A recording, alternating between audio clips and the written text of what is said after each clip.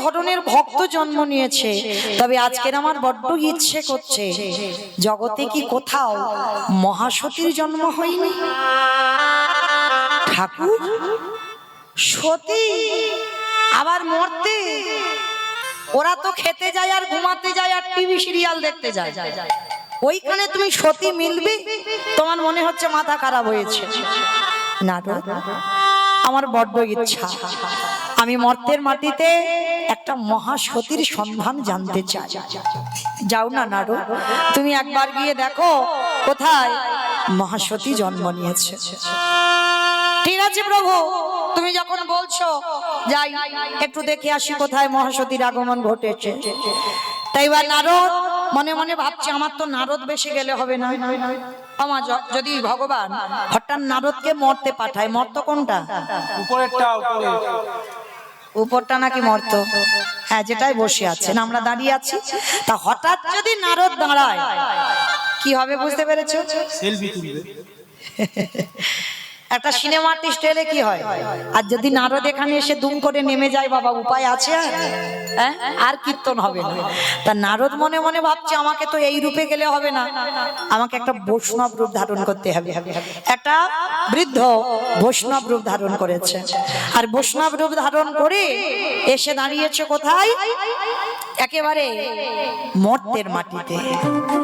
আর মর্তের মাটিতে সকাল থেকে সন্ধ্যা পর্যন্ত মা ঘুরে বেড়াচ্ছে।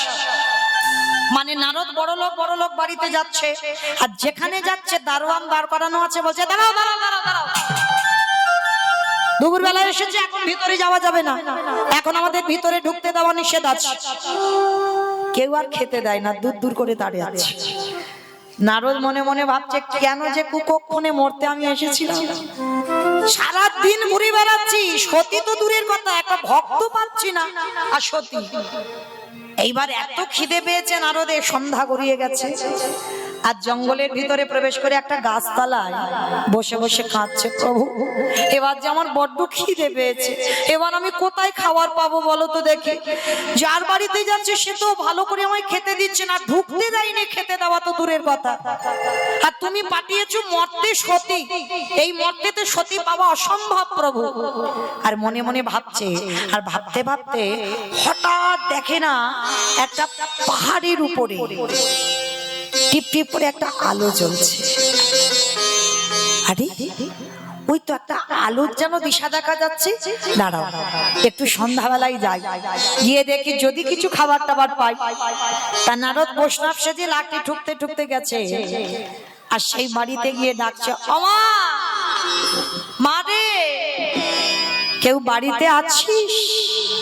আমা একটু বেরিয়ে আইলাম মা, আমি সকাল থেকে কিচ্ছু খেতে পাইনি, দুটো খেতে দিবি মা? আর ওই পদ্মকুঠির টাকা, ওই কুটিরে দুইজন বাস করত, মা অনুসভা আর স্বামী অত্রিমুনি। দুই স্বামী স্ত্রীর বসবাস। তো স্বামী স্ত্রী যখন বসবাস করছে, আর যেই না সন্ধ্যাবেলায় ওই নারদ মুনি বৈষ্ণব সেজে গেছে, সঙ্গে সঙ্গে অনুসূয়া মা তাড়াতাড়ি করে মাথায় কাপড়টা দিয়ে বলছে, বাবা আপনি একটু আসুন, আপনি আসুন, সন্ধ্যা হয়েছে তো, মা দুটো খেতে দিবি মা? বাবা আমি অবশ্যই দেব, কিন্তু বাবা এখনো তো আমার স্বামী সেবা হয়নি, আর এই জীবনে আমি স্বামী সেবা ছাড়া আমি আগে কাউকে কোনোদিন সেবা দিইনি। নারদ মুনি যেই না কথাটা শুনেছে, দাঁড়িয়ে থেকে চমকে উঠেছে, ও বাবা এ আবার কিরকম মেয়ের সঙ্গে দেখা হলো, এ স্বামী সেবা করবে তারপরে অন্যান্য সেবা। ঠাকুর মনে হয় পেয়েছি বলে মনে হচ্ছে, এই মর্তে এরকম মেয়ে আছে বলে তো আমার জানা নাই। মর্তে এইরকম মেয়ে আছে, আগে স্বামী সেবা দেবে তারপরে অন্য কিছু সেবা, এটা তো অসম্ভব। ঠিক আছে মা, নারদ মনে মনে ভাবছে দেখতে হবে এই মেয়েটার স্বভাব চরিত্র, সারাদিনের আচরণ কেমন। একটা কথা মনে রেখো মা, যারা সহধর্মিণী হয় তাদের চরিত্র, তাদের কথা বলা, তাদের ধরন সবটা আলাদা হয়। বউ আলাদা, স্ত্রী আলাদা, সহধর্মিনী আলাদা, এই নারীদের মধ্যে পাওয়া যায়। কিন্তু এখানে খুঁজলে বাবা একটা মিলবে কি তা সন্দেহ। বাবা শোনা, বাবা তুমি এখন কাগজটা রেখে দাও, এখন দিও না, পরে দেবে, পরে দেবে শোনা, পরে দেবে, এখন দিও না। তাই পার যেই না মর্তের মাটিতে অনুসুয়া মা নারদ বলে তো চিনতে পারছে না, ভাবছে সাধারণ একটা মানুষ এসেছে। এইবার সন্ধ্যাবেলায় কি করেছে মা, সন্ধ্যা প্রদীপ দিয়ে এইবার প্রথমে স্বামী সেবা করেছে। স্বামী সেবা করে এইবার যা রান্না করেছিল অতিথি রূপী নারদকে সেবা দিয়েছে। নারদের আসন পেতে দিয়েছে, অনুসুয়া মা পাশে বসে পাখার বাতাস করছে। আমার এখন যেমন কারেন্টের বেলায়, তখন তার না, স্বামী সেবা বলো, অতিথি সেবা বলো, পাশে বসে পাখার বাতাস করতে হয়। সেদিনটা মনে হয় ভালো ছিল, তাই না? অনেক উন্নত হচ্ছে তো, আরো জগতে না জানি আমার ছেলে পুলের বেলা আরো কি হবে। হরি বল। তো আজকে পাখার বাতাস করছে আর অতিথি সেবা দিচ্ছে, আর অনুসুয়া জিজ্ঞাসা করছে, বাবা তোমার কেউ নেই? এত বয়স হয়েছে, ও বাবা তুমি ভিক্ষায় বেরিয়েছো কেন, তোমার কেউ নেই? বলে বাবা, নারদমণি মনে মনে ভাবছে আমার পরিচয় দিলে তো হবে না, তাহলে তো বুঝতে পারবো না যে সারাদিনের চরিত্রটা কেমন, তাহলে আমাকে একটু ছলনা করতে হবে। অনুসুয়া মাকে বলছে, মা শোন, আমার সব ছিল, কিন্তু এখন আমারে আপন বলিতে কেহ নাই জগতে, আমার মা মা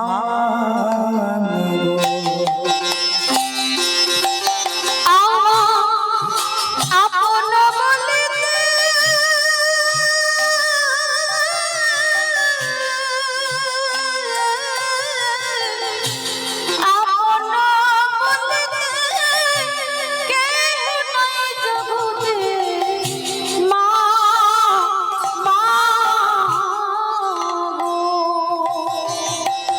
আমারে ভাগ্য দেব অন্ধ, আমারে কপালে মন্দ, আমারে ভাগ্য দেব অন্ধ, আমার কপালে মন্দ, আমারে ভাগ্যেতে হলো না আমার মা।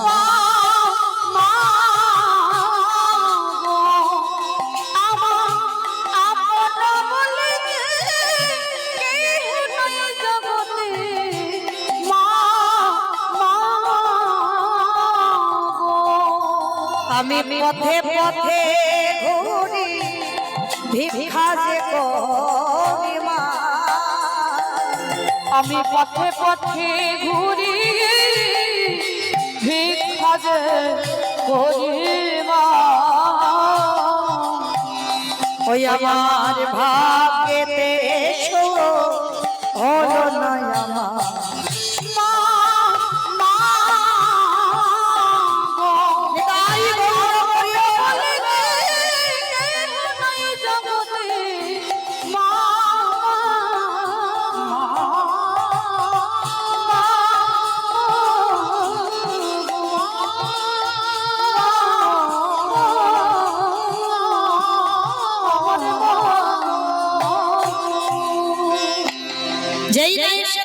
অনুসুয়া মার কাছে বলছে, বাবা আমার সব ছিল, কিন্তু এখন কেউ নেই।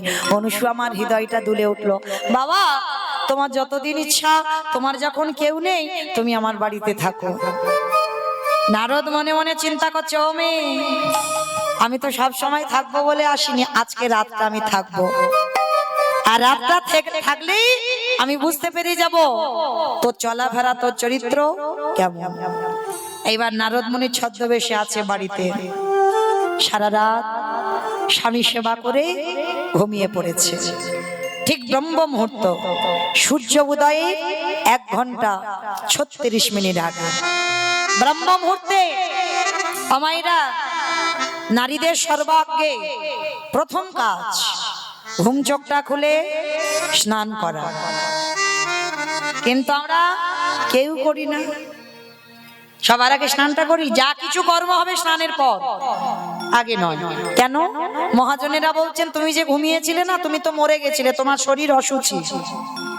বলো মা, তুমি যে ঘুমিয়েছিলে তুমি কিছু জানতে?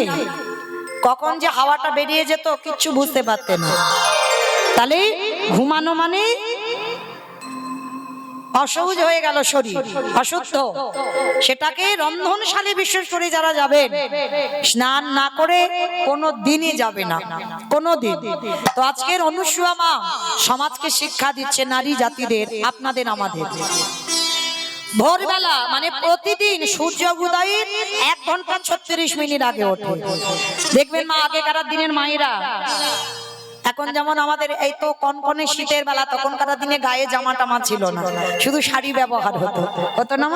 সেই বিদ্যাসাগরের আমলের বেলা তখন শুধু শাড়ি ব্যবহার হতো, কোনো এত দামি দামি এত ভ্যারাইটিসের ব্লাউজ ছিল না। ছিল কি? ছিল না। তারা কি করত?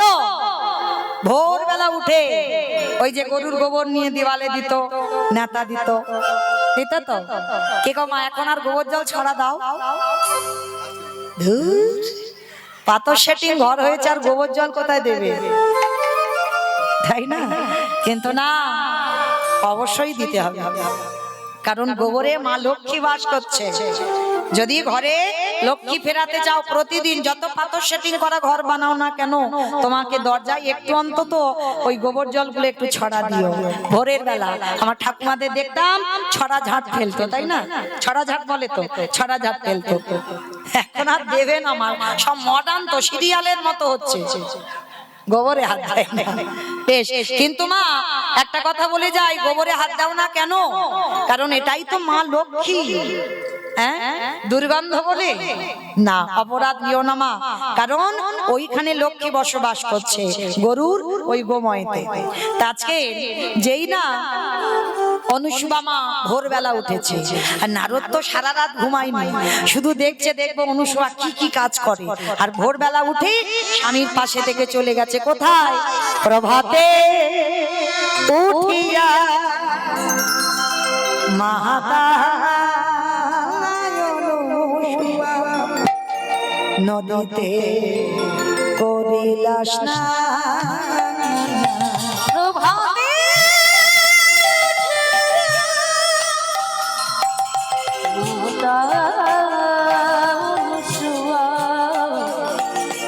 নদীতে করিলা স্নান। প্রভাতে উঠিয়া মাতা নদীতে করিলা স্নান। প্রভাতে উঠিয়া মাতা অনুসূয়া নদীতে করিলা স্নান। ভোরবেলা একেবারে গঙ্গা স্নান, গঙ্গা স্নান করে আঁচলে করে জল এনেছে। প্রতিনিত্য কর্ম এটা অনুসূয়া। বাড়িতে সকাল হয়ে গেল আসতে, এখন আমরা ঘরে ঘরে স্নান, তখনকার দিনে মা গঙ্গার ঘাটে, পুকুর ঘাটে স্নান দেখতে, সেই পুকুরের জল খাওয়া হতো। স্নানের পুকুর আলাদা ছিল, স্নানের ঘাট। স্নান করে অনুসূয়া মা আঁচলে ভিজিয়ে জল আনতো, কোনো পাত্রে নয়, আঁচলে ভিজিয়ে জল এনে বাড়ি আসতো। এসে দেখে না স্বামী ততক্ষণে ঘুম ভেঙে গেছে। সবার আগে বিছানা থেকে চরণ দুটো নামিয়ে অনুসূয়া মা ওই আঁচলের জলটা ভালো করে নিগড়ে স্বামীর চরণে দিচ্ছে। স্বামীর চরণে দিয়ে সেই চরণ ধৌত করা জল প্রথম সকাল বেলা অনুসূয়া মা পান করছে। আড়াল থেকে নারদ মুনি দেখা মাত্র চমকে উঠে, ওমা, এরকম নারী আবার মর্তে? এ তো আমার কল্পনার বাইরে হয়ে গেল। প্রভু, এটা কি করে সম্ভব যে মর্তধামের এক নারী সকালবেলা স্নান করে আগে পতি সেবা? প্রভু, আর আমার কোথাও যেতে হবে না, পেয়ে গেছে। সতী যদি থাকতে হয় শুধু আমার বিচার নয়, এটা সবার বিচারে হবে। অনুসবাই হবে মহা সতী। এইবার স্বামীর চরণ ধৌত করছে, অত্রিমণি বলছে, হ্যাঁ গো অনুসবা, প্রতিনিয়ত তোমার এগুলো কর্ম থাকে, বেশ আশীর্বাদ দিলাম, তুমি আমার কাছে কিছু চাও। অনুসবা করজোর করে বলছে, স্বামী চাবার তো আমার একটাই, যতদিন আমার দেহে প্রাণ থাকবে আমি যেন তোমার চরণ সেবা করতে পারি। আরে বাবা ওটা তো পারবে, ওটা তো আছে, আর কিছু চাও? বলছে না, আর আমার কিছু চাওয়ারই নেই, তো চাইবো কি?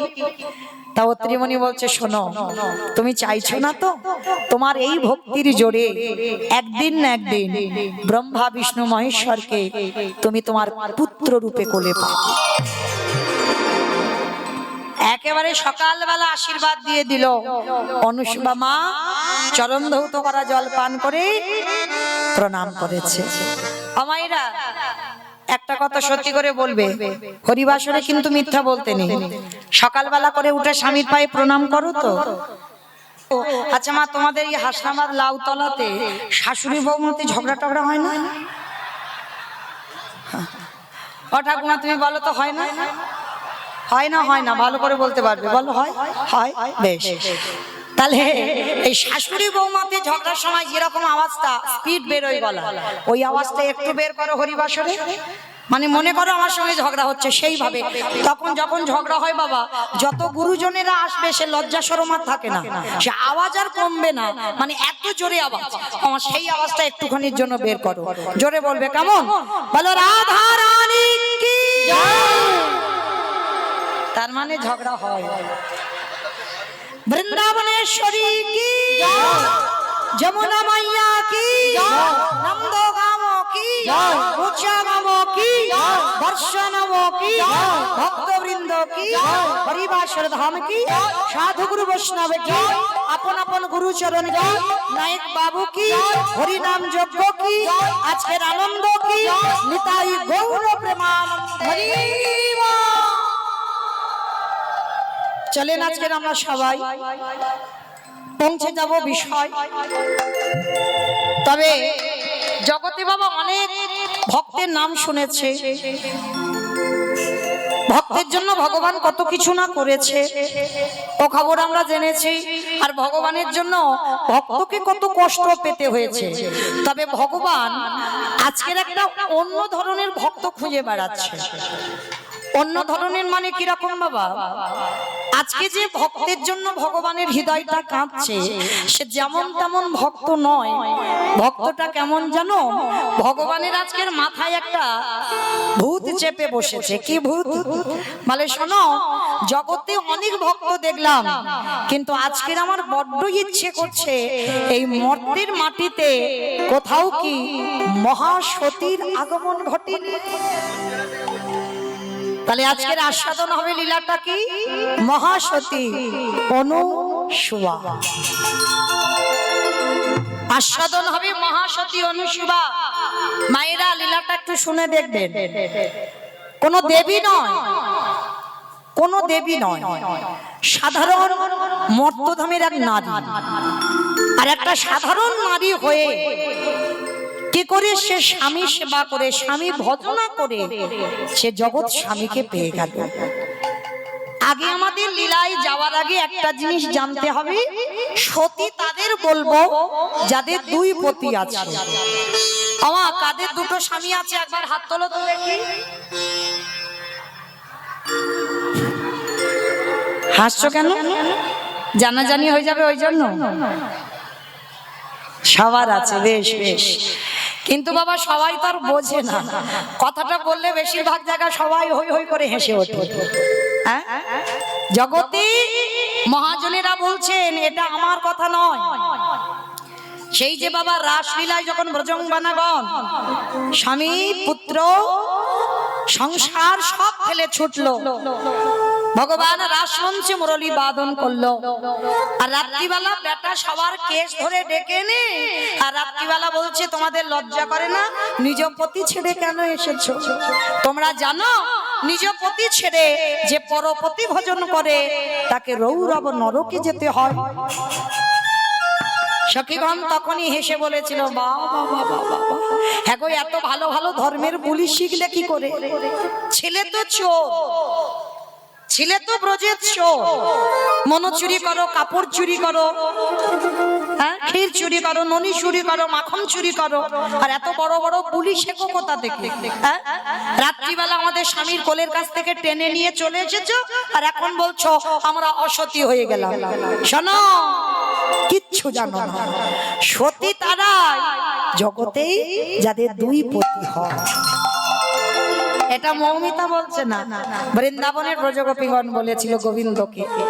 গোবিন্দ জানতো না, বলে ওমা, যার দুই পতি হয় সে সতী, আর যার এক পতি সে অসতী। বলে হ্যাঁ, যার এক পতি সে অসতী, আর যার দুই পতি সেই হচ্ছে সতী।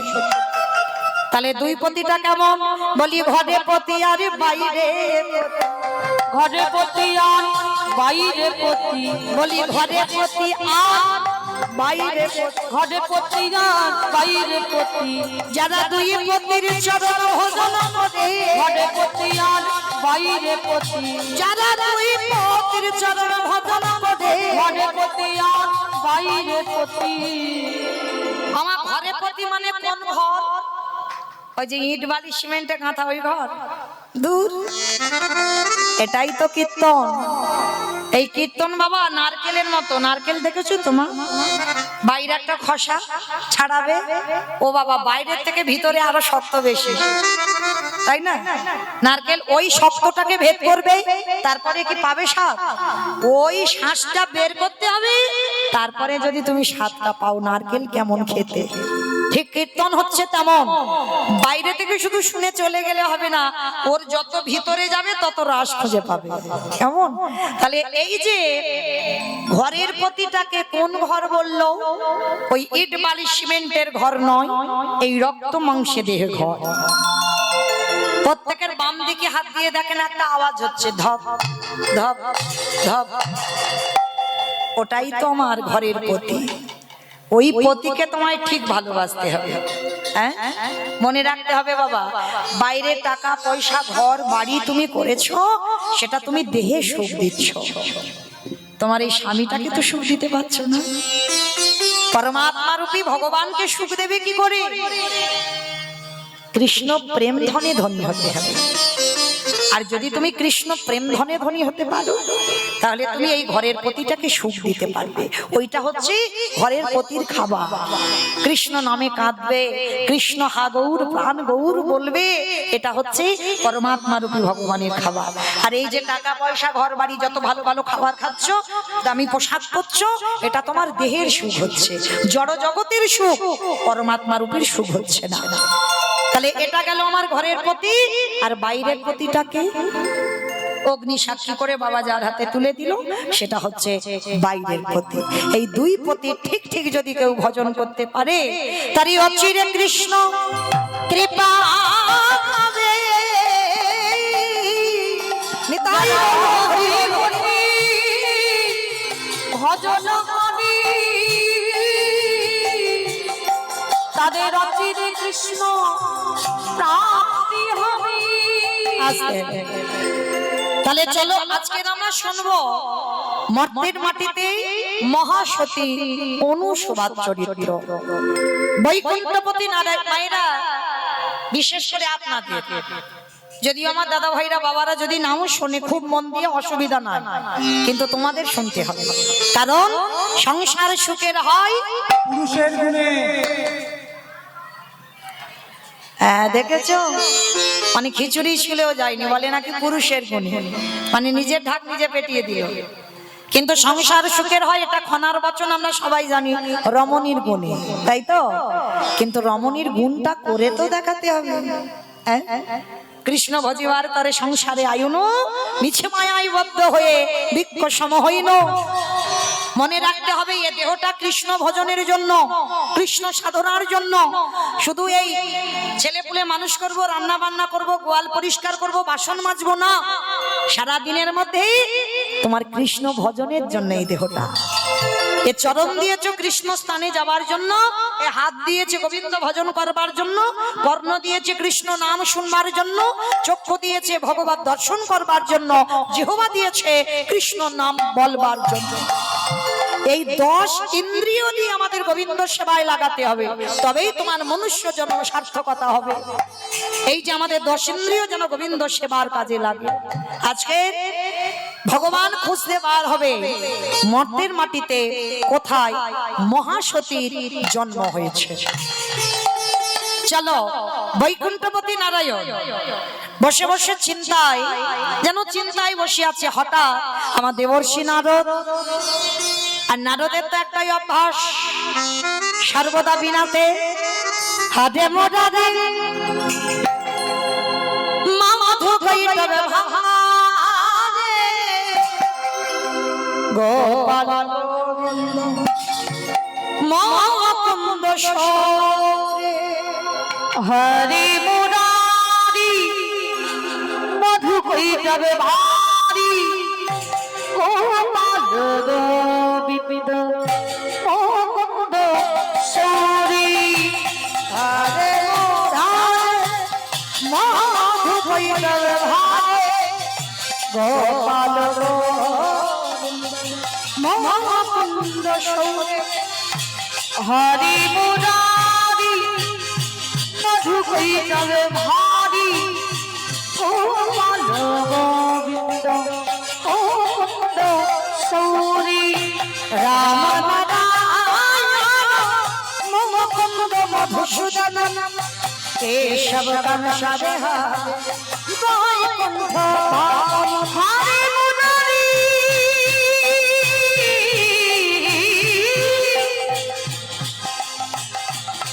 হরি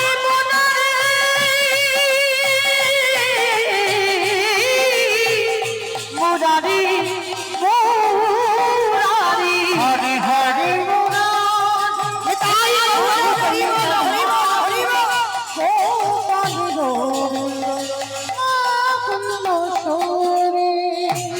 নারায়ণ নারায়ণ নারায়ণ। কি ব্যাপার নারদ, হঠাৎ আমার বৈকুণ্ঠে তুমি ছুটে এসেছো? হে প্রভু, এ কি তোমার মুখ দেখে মনে হচ্ছে তুমি চিন্তায় আছো। নারদ, তুমি ঠিক ধরেছো, তুমি তো আমার বড় ভক্ত। ও নারদ, একটা কথা বলবো। কি কথা প্রভু? আচ্ছা নারদ, তুমি তো আমার বড় ভক্ত। কে কাকে করে এখন ঠিক আছে?